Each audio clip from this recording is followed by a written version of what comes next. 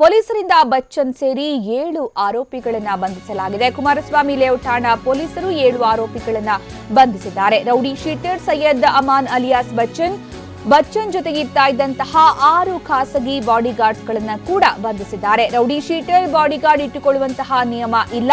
ಈ ಹಿನ್ನೆಲೆಯಲ್ಲಿ ಬಚ್ಚನ್ ಜೊತೆಗಿದ್ದಂತಹ 6 ಬಾಡಿಗಾರ್ಡ್ಗಳನ್ನು ಬಂಧಿಸಲಾಗಿದೆ. ಈಗ ಬಚ್ಚನ್ ಅನ್ನು ಕೂಡ ವಶಕ್ಕೆ ಪಡೆದುಕೊಳ್ಳಲಾಗಿದೆ. ಪೊಲೀಸರು ಬಚ್ಚನ್ ಸೇರಿದಂತೆ ಒಟ್ಟು 7 ಆರೋಪಿಗಳನ್ನ ಬಂಧಿಸಿದ್ದಾರೆ. ಕುಮಾರಸ್ವಾಮಿ ಲೇಔಟ್ ಠಾಣಾ ಪೊಲೀಸರು ಈಗ ಬಚ್ಚನ್ ಸೇರಿದಂತೆ ಆತನ 6 ಜನ ಬಾಡಿಗಾರ್ಡ್ ಸೇರಿ ಒಟ್ಟು 7 ಜನರನ್ನ ಈಗ ಬಂಧಿಸಿದ್ದಾರೆ. ಯಾಕಂದ್ರೆ ರೌಡಿ ಶೀಟರ್ ಆಗಿರುವಂತಹ ಬಚ್ಚನ್ ಅಕ್ರಮವಾಗಿ ಬಾಡಿಗಾರ್ಡ್ಗಳನ್ನ ಇಟ್ಟುಕೊಂಡಿದ್ದ. ಅದು ಉತ್ತರ ಪ್ರದೇಶ ಮೂಲದ 6 ಬಾಡಿಗಾರ್ಡ್ಗಳನ್ನ ಯಾವುದೇ ರೀತಿಯ ನಿಯಮವನ್ನು ಪಾಲಿಸದೆ ನಿಯಮ ಬಾಹಿರವಾಗಿ ಆತ ಬಾಡಿಗಾರ್ಡ್ಗಳನ್ನ ತನ್ನೊಟ್ಟಿಗೆ ಇಟ್ಟುಕೊಂಡಿದ್ದ. ಯಾವುದೇ ರೌಡಿ ಶೀಟರ್ ಈ ರೀತಿ ಬಾಡಿಗಾರ್ಡ್ಗಳನ್ನ ಇಟ್ಟುಕೊಳ್ಳುವ ಹಾಗಿಲ್ಲ.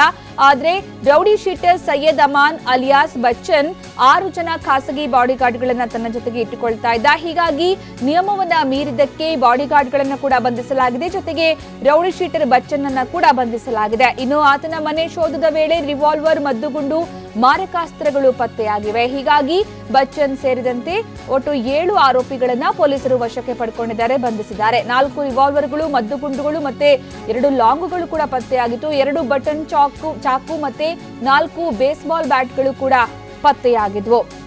ಇದು ಬಚ್ಚನ್ ಮನೆಯಲ್ಲಿ ಶೋಧಿಸಿದಾಗ ಸಿಕ್ಕಿರೋದು. ಮತ್ತೆ 3 ಡ್ಯಾಗರ್ಗಳು ಮತ್ತೆ 2 ಪೋಕರ್ ಮತ್ತೆ 2 ಕತ್ತಿ ಕೂಡ ಪತ್ತೆಯಾಗಿತ್ತು. ರೌಡಿ ಶೀಟರ್ ಆಗಿದ್ದಂತಹ ಬಚ್ಚನ್ ಮನೆಯಲ್ಲಿ ಸಿಕ್ಕಾಪಟ್ಟೆ ಮಾರಕಾಸ್ತ್ರಗಳಿತ್ತು. 6,88,000 ರೂಪಾಯಿ ಹಣ ಮತ್ತೆ 418 ಗ್ರಾಂ ಚಿನ್ನಾಭರಣ ಕೂಡ ಪತ್ತೆಯಾಗಿತ್ತು. ಒಟ್ಟಾರೆ ಬಚ್ಚನ್ ಮನೆಯಲ್ಲಿ ಗಾಂಜಾ ಕೂಡ ಜಪ್ತಿ ಮಾಡಲಾಗಿತ್ತು ಅನ್ನುವಂತಹ ಮಾಹಿತಿ ಕೂಡ ಲಭ್ಯ ಆಗಿದೆ. ಬಚ್ಚನ್ ಸೇರಿ ಬಂಧಿತರಾಗಿರುವಂತಹ 7 ಆರೋಪಿಗಳ ವಿವರ ಕೂಡ ಲಭ್ಯ ಆಗಿದೆ. 54 ವರ್ಷದ ಸೈಯದ್ ಅಮಾನ್ ಅಲಿಯಾಸ್ ಬಚ್ಚನ್, ಈತ ಪ್ರಮುಖ ರೌಡಿ ಶೀಟರ್. ಈತನನ್ನ ಈಗ ಬಂಧಿಸಲಾಗಿದೆ. ಹಾಗೆ ಆತನ ಮನೆಯನ್ನು ಈಗ ಪರಿಶೀಲಿಸಿರೋದು. ಇನ್ನು 6 ಜನ ಬಾಡಿಗಾರ್ಡ್ಗಳು ಉತ್ತರ ಪ್ರದೇಶದ ಬ್ರಿಜ್ಭೂಷಣ್ ಹುಸೇನ್ ಪಾಂಡೆ ಅನ್ನುವಂತಹ ವ್ಯಕ್ತಿಯೊಬ್ಬ, ಮತ್ತೊಬ್ಬ ಉತ್ತರ ಪ್ರದೇಶ ರಾಜ್ಯದ ರಾಮ್ ಕುಮಾರ್ ರಾಯ್ ಅನ್ನುವಂತಹ ವ್ಯಕ್ತಿ. ಇದು 6 ಜನ ಬಾಡಿಗಾರ್ಡ್ಗಳ ವಿವರ. ಮತ್ತೆ ಉತ್ತರ ಪ್ರದೇಶದ ಸಿಕಂದರ್ಪುರ್ನ ಸಾಬೀರ್ ಅಲಿ ಅನ್ನುವಂತಹ ಮತ್ತೊಬ್ಬ ವ್ಯಕ್ತಿ, ಈತ ಕೂಡ ಬಚ್ಚನ್ಗೆ ಬಾಡಿಗಾರ್ಡ್ ಆಗಿ ಕೆಲಸ ಮಾಡ್ತಾ ಇದ್ದ. ಇನ್ನು ಬೆಂಗಳೂರಿನ ಬನಶಂಕರಿಯ ಕಾವೇರಿ ನಗರದ ತನ್ವೀರ್ ಕೂಡ ಬಚ್ಚನ್ಗೆ ಬಾಡಿಗಾರ್ಡ್ ಆಗಿ ಕೆಲಸ ಮಾಡ್ತಾ ಇದ್ದ. 4 ಜನ ಬಾಡಿಗಾರ್ಡ್ಗಳ ವಿವರಗಳು. ಇನ್ನು 2 ವಿಚಾರ, ರಾಮನಗರ ಜಿಲ್ಲೆ ಕನಕಪುರದ ಅರುಣ್ ಕುಮಾರ್ ಕೂಡ ಬಾಡಿಗಾರ್ಡ್ ಆಗಿದ್ದ. ಜೊತೆಗೆ ಕುಮಾರಸ್ವಾಮಿ ಲೇಔಟ್ ನಿವಾಸಿಯಾದಂತಹ ವರುಣ್ ಕುಮಾರ್ ಕೂಡ ಈಗ ಪೊಲೀಸರು ವಶಕ್ಕೆ ಪಡೆದುಕೊಂಡಿದ್ದಾರೆ.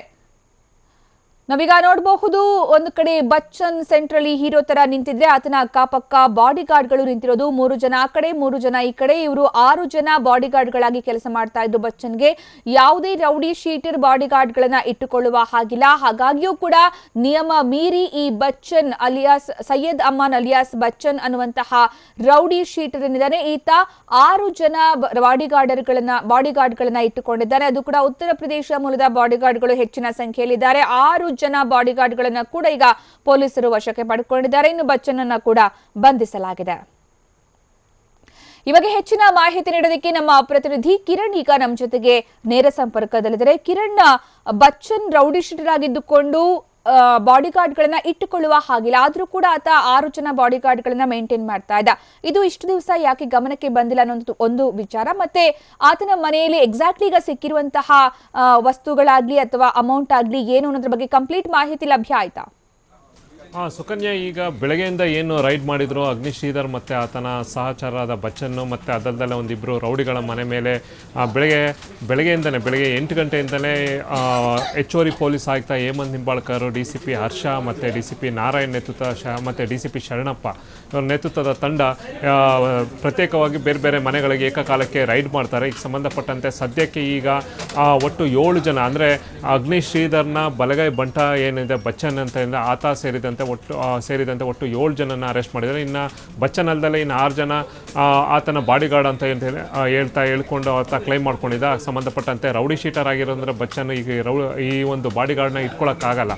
ಹಾಗಾಗಿ ಈ ಸಂಬಂಧಪಟ್ಟಂತೆ ಅವನ್ನ ಅರೆಸ್ಟ್ ಮಾಡಿದ್ರು. ಮತ್ತು ಮನೆಯಲ್ಲಿ ಅಕ್ರಮವಾಗಿ 4, ಅಂದರೆ ಅಗ್ನಿಶ್ರೀಧರ್ ಮನೆಯಲ್ಲಿ 2 ರಿವಾಲ್ವರು, ಬಚ್ಚನ್ ಮನೆಯಲ್ಲಿ 2 ರಿವಾಲ್ವರ್, ಯಾವುದಕ್ಕೂ ಕೂಡ ಲೈಸೆನ್ಸ್ ಇಲ್ಲ. ಅದಲ್ಲದೆ ಮತ್ತು ಲೈವ್ ಬುಲೆಟ್ಸ್ ಕೂಡ ಸಿಕ್ಕಿದೆ. ಅದಲ್ಲದೆ ಕೆಲವೊಂದು ತಲ್ವಾರ್ಗಳು, ಚಾಕು ಮತ್ತು ಬಟನ್ ಡ್ರ್ಯಾಗ್ ಡ್ಯಾಗರ್ ಇದೆಲ್ಲ ಕೂಡ ಈ ಸಂಬಂಧಪಟ್ಟಂತೆ ಪೊಲೀಸರಿಗೆ ಲಭ್ಯವಾಗಿದೆ. ಒಟ್ಟಾರೆ ಆಮೇಲೆ ಜೊತೆಗೆ ಒಂದು 6,88,000 ರೂಪಾಯಿ ದುಡ್ಡು, ಅದಲ್ಲದೆ ಒಂದು 418 ಗ್ರಾಮ್ ಚಿನ್ನ, ಡೈಮಂಡ್ಗಳು ಕೂಡ ಒಟ್ಟಾರೆ ಈಗ ಸದ್ಯಕ್ಕೆ ಸಿಕ್ಕಿದೆ. ಇದೆಲ್ಲ ಅಕ್ರಮವಾಗಿ, ಇದಕ್ಕೆ ಯಾವುದೇ ರೀತಿಯ ಸರಿಯಾಗಿ ಲೆಕ್ಕ ಯಾವುದೂ ಇರಲಿಲ್ಲ. ಇನ್ನು ಈ ಸಂಬಂಧಪಟ್ಟಂತೆ ಈಗ ಫಸ್ಟ್ ಈಗ 7 ಜನನ ಈಗ ಅರೆಸ್ಟ್ ಮಾಡಿದ್ದಾರೆ. ಅದು ಅಫಿಷಿಯಲ್ ಆಗಿ ಈಗಾಗಲೇ ಅದನ್ನು ಪ್ರೆಸ್ ನೋಟ್ ಕೂಡ ರಿಲೀಸ್ ಮಾಡಿದ್ದಾರೆ, ಫೋಟೋ ಕೂಡ ಅವ್ರದ್ದೆಲ್ಲ ಸಂಬಂಧಪಟ್ಟಂಗೆ. ಆಮೇಲೆ ಅಲ್ಲಿ ಏನೇನು ಸಿಕ್ಕಿದೆ ಅನ್ನೋದನ್ನು ಕೂಡ ಡಿಸ್ಪ್ಲೇ ಮಾಡಿ ಅದನ್ನು ಪೊಲೀಸರು ಈಗ ಹಿರಿಯ ಅಧಿಕಾರಿಗಳು ಕಳಿಸ್ಕೊಟ್ಟಿದ್ದಾರೆ.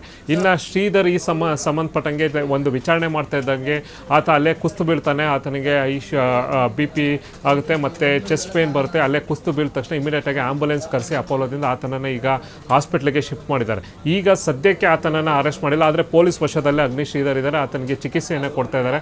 ಆತ ಏನು ಹಾರ್ಟ್ ಅಟ್ಯಾಕ್ ಆಗಿದೆಯೋ ಅಥವಾ ಏನು ಪ್ರಾಬ್ಲಮ್ ಅಂತ ಸಂಪೂರ್ಣವಾಗಿ ಚಿಕಿತ್ಸೆ ನೋಡಿ ನಂತರ ಆತನ ಪಾತ್ರ ಅಂದರೆ ಇದೆಲ್ಲ ಏನೇನು ಇದೆ ಆತನ ಮನೆಯಲ್ಲಿ ಮತ್ತು ಬಚ್ಚನ್ ಮನೆಯಲ್ಲಿ ಸಿಕ್ಕಿರೋದ್ರಿಂದ ಯಾರ್ಯಾರ್ದು ಏನೇನು ಅನ್ನೋದ ನಂತರ ಆತನ ಅಧಿಕಾರಿಗಳು ಡಿಸೈಡ್ ಮಾಡ್ತಾರೆ ಆತನನ್ನು ಅರೆಸ್ಟ್ ಮಾಡಬೇಕು ಅಥವಾ ಅಲ್ಲೇ ಬೇಲ್ ಕೊಡಬೇಕು, ಈ ಒಂದು ಸ್ಟೇಷನ್ ಬೇಲ್ ಕೊಡಬೇಕು, ಇದನ್ನೆಲ್ಲ ಡಿಸೈಡ್ ಮಾಡ್ತಾರೆ. ಮತ್ತು ಅದಲ್ಲದೆ ಮತ್ತೆ ಒಂದಷ್ಟು ಎಕ್ಸೈಸ್ ಡಿಪಾರ್ಟ್ಮೆಂಟ್ ಅವರು ಕೂಡ ಒಂದು ಕೇಸನ್ನು ರಿಜಿಸ್ಟರ್ ಮಾಡಿದ್ದಾರೆ. ಯಾಕೆಂದರೆ ಒಬ್ಬ ವ್ಯಕ್ತಿ 9 ಲೀಟ್ರು ಡ್ರಿಂಕ್ಸನ್ನು ಮಾತ್ರ ಇಟ್ಕೊಳ್ಳೋಕೆ ಅವಕಾಶ ಇರೋದು, ಅದಕ್ಕಿಂತ ಮೇಲಿತ್ತು ಅಂದರೆ ಬಿಲ್ ಇರಬೇಕು. ಇಲ್ಲದೇ ಇದ್ದರೆ ಅದನ್ನು ಕೂಡ ಎಕ್ಸೈಸ್ ಆ್ಯಕ್ಟಲ್ಲಿ ಅದು ಅಕ್ರಮವಾಗಿ ಮದ್ಯ ಇಟ್ಕೊಂಡಿರೋದಕ್ಕೆ ಅದ್ರ ಮೇಲೂ ಕೂಡ ಕೇಸ್ ಆಗಿದೆ. ಅದು ಪ್ರತ್ಯೇಕವಾಗಿ ಕೇಸ್ ಆಗಿದೆ. ಇದೆಲ್ಲ ಕೂಡ ಈಗೆಲ್ಲ ಒಂದು ಕ್ವಶನ್ ಏನು ಅಂದರೆ ಅಗ್ನಿ ಶ್ರೀಧರ್ ಮನೆ ಮೇಲೆ ಯಾಕೆ ರೈಡ್ ಮಾಡಿದ್ರು ಪೊಲೀಸರು ಇಷ್ಟು ದಿನ ಏನಕ್ಕೆ ಅನ್ನೋದು ಒಂದು ಕ್ವಶನ್ ಇದೆ. ಈಗಾಗಲೇ ಒಂದು ಕಳೆದ ವಾರ ಏನು ಶೂಟೌಟ್ ಆಯಿತು, ಏನು ಒಂದು ಸೀನನ್ನು ಒಂದು ಶೂಟೌಟ್ ಆಯಿತು ಯಲಹಂಕ ಪೊಲೀಸ್ ಠಾಣೆಯಲ್ಲಿ, ಆ ಸಂಬಂಧಪಟ್ಟಂತೆ ತನಿಖೆ ಮಾಡ್ತಾ ಇದ್ದ ಪೊಲೀಸರಿಗೆ ಮುಖ್ಯವಾಗಿ ಅಲ್ಲಿಯ ಒಂದು ಕಾಲ್ ಇದೆಲ್ಲ ನೋಡಿದಾಗ ರೋಹಿತ್ ಅಂತ ಏನು ಒಂಟೆ ರೋಹಿತ್ ಅಂತ ಏನು ಕರೀತಾರೆ ಆತನ ಒಂದು ಪ್ರಮುಖ ಪಾತ್ರ ಇರುವಂಥದ್ದು ಕಂಡು ಬರುತ್ತೆ. ಆತ ಒಂದು 3 ಕೋಟಿಗೆ ಈ ಒಂದು ಸುಪಾರಿಯನ್ನು ತಗೊಂಡಿದ್ದ ಅನ್ನೋ ಒಂದು ಅನುಮಾನ ಪೊಲೀಸರಿಗೆ ವ್ಯಕ್ತ ಆಗುತ್ತೆ. ಆತನ ಕಾಲಿಸ್ಟನ್ನು ಚೆಕ್ ಮಾಡಿದಾಗ ಹೆಚ್ಚಿನ ಒಂದು ಕಾಲು ಅಗ್ನಿ ಶ್ರೀಧರ್ ಮತ್ತು ಬಚ್ಚನ್ ಅವರ ಒಂದು ಕಾಲಿಗೆ ನಿರಂತರವಾಗಿ ಸಂಪರ್ಕದಲ್ಲಿದ್ದು ನಿನ್ನೆ ರಾತ್ರಿ ಕೂಡ ಆತ ಈ ಒಂದು ಅಗ್ನಿ ಶ್ರೀಧರ್ ಮನೆಯಲ್ಲಿ ಶೆಲ್ಟರ್ ತಗೊಂಡಿದ್ದ ಅನ್ನೋ ಒಂದು ಮಾಹಿತಿ ಬರುತ್ತೆ. ಹಾಗಾಗಿ ಪೊಲೀಸರು ಈ ಮಾಹಿತಿಯನ್ನು ಅನ್ವಯಿಸಿ ನಿನ್ನೆ ಒಂದು ನ್ಯಾಯಾಧೀಶರ ಅನುಮತಿ ಪಡ್ಕೊಂಡು ಅಗ್ನಿ ಶ್ರೀಧರ್ ಮನೆಗೆ ಸರ್ಚ್ಗೆ ವಾರೆಂಟನ್ನು ಕೂಡ ತಗೊಂಡಿದ್ದಾರೆ. ಒಟ್ಟಾರೆ ಈ ಒಂದು ಕೇಸ್ಗೆ ಅಂದರೆ ಸೀನನ ಒಂದು ಶೂಟೌಟ್ ಕೇಸ್ ಏನಿತ್ತು ಆ ಸಂಬಂಧಪಟ್ಟಂತೆ ಈಗ ಪ್ರತಿ ಗಂಟೆಗೂ ಬೇರೆ ಥರ ಒಂದು ದಿಕ್ಕನ್ನು ಒಂದು ಟ್ವಿಸ್ಟನ್ನು ತಗೋತಾ ಇದೆ. ಈ ಒಂದು ಕೇಸಿಗೆ ಸಂಬಂಧಪಟ್ಟಂತೆ ಈಗ ರೋಹಿತ್ ಮತ್ತು ಸೈಲೆಂಟ್ ಸುನೀಲ್ ಏನು ಪ್ರಮುಖವಾಗಿ ಈ ಒಂದು ಕರುನಾಡ ಸೇನೆ ಅಂತ ಏನು ಅಗ್ನಿ ಶ್ರೀಧರ್ ಮಾಡ್ಕೊಂಡಿದ್ದಾನೆ ಅದರಲ್ಲಿ ಇವರು ಒಬ್ಬ ಕಾರ್ಯದರ್ಶಿ ಒಬ್ಬ ಸದಸ್ಯನಾಗಿ ಕೆಲಸವನ್ನು ಮಾಡ್ತಾ ಇದ್ದಾರೆ. ಹಾಗಾಗಿ ಈ ಅವ್ರಿಗೆ ನೆಟ್ವರ್ಕಲ್ಲಿ ಇದ್ದಾನೆ. ಆಮೇಲೆ ಅವ್ರ ಬಗ್ಗೆ ಸಾಕಷ್ಟು ಮಾಹಿತಿ ಅಗ್ನಿ ಶ್ರೀಧರ್ಗೆ ಗೊತ್ತು ಅನ್ನೋದು ಪೊಲೀಸರಿಗೆ ಗೊತ್ತೈತೆ. ಹಾಗಾಗಿ ಆತನನ್ನು ವಿಚಾರಣೆ ಕೂಡ ಮಾಡ್ತಾರೆ, ಮನೆಯನ್ನು ಕೂಡ ಸರ್ಚ್ ಮಾಡ್ತಾರೆ. ಈಗ ಇಲ್ಲಿಗೆ ಸಿಕ್ಕಿರುವಂಥದ್ದು ಯಾವುದೇ ರೀತಿಯ ಅವರಿಬ್ಬರ ಬಗ್ಗೆ ಕೂಡ ಇವರು ಮಾಹಿತಿ ನೀಡಿಲ್ಲ ಅನ್ನೋದು ಮಾಹಿತಿ ಇದೆ. ಆದರೆ ಪೊಲೀಸರು ಬೇರೆ ದಿಕ್ಕಿನಲ್ಲಿ ತನಿಖೆಯನ್ನು ಮುಂದುವರಿಸಿದ್ದಾರೆ. ಸುಕನ್ಯಾ, ಧನ್ಯವಾದ ಕಿರಣ್.